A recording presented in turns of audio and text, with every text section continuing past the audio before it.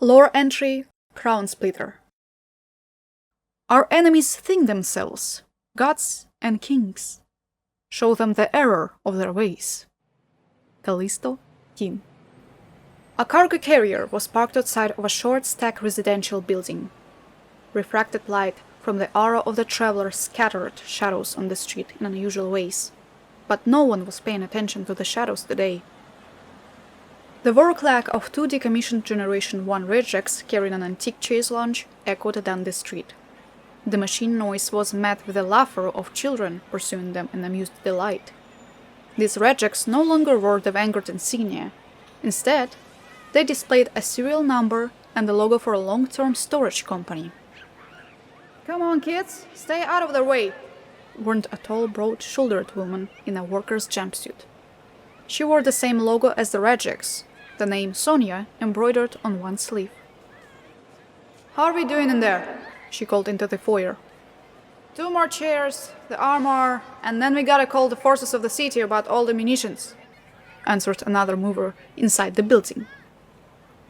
Sonia sighed, fixed the 2 children with a warning look, and walked up the steps into the foyer of the building. Inside, she found her coworker Maron cataloging items in a datapad while 2 more decommissioned Gen 1 rejects idled nearby. The munitions Maron had mentioned were significant. Boxes of ammunition piled chest-high, fur plastic cases, stacks of loose body armor, and 1 large sword partly wrapped in sturdy cloth bound in buckled straps. "This is all in her apartment?" Sonia asked in disbelief. Maron just shook his head in response. "Wild, isn't it? Like an armory in there." "Our next of kin picking this up?" Sonia wondered. "She didn't have any," was Maron's somber response. He handed over his datapad to her and she reviewed the checklist. "So what's happening to all of this? Why is it moving?" Sonia asked as she scanned the list. "Building owner needs the apartment vacated. There's people moving away from the neighborhoods around the Elixni corridor, and he wants to clean the unit up for sale. People like stuff like that. Historic." Maroon made a sweeping gesture with one hand as if motioning to a marquee overhead. "A guardian lived here." Sonia looked up from the datapad with a crease in her brow. "A literal war hero dies fighting for us, and some landlord wants to monetize her space? The hell are you yelling at me for?" Maroon complained as he turned to the rejects, giving them instructions on what to carry next. "If she lived up in the tower, I'm sure they'd have turned it into a shrine.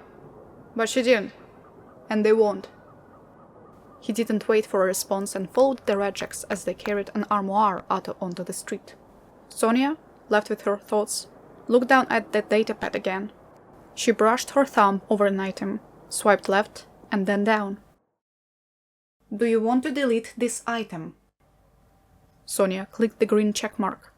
She knew where at least 1 item belonged, and it wasn't in a storage locker. They could fire her later. Or maybe she would just quit. Sloane would have liked that.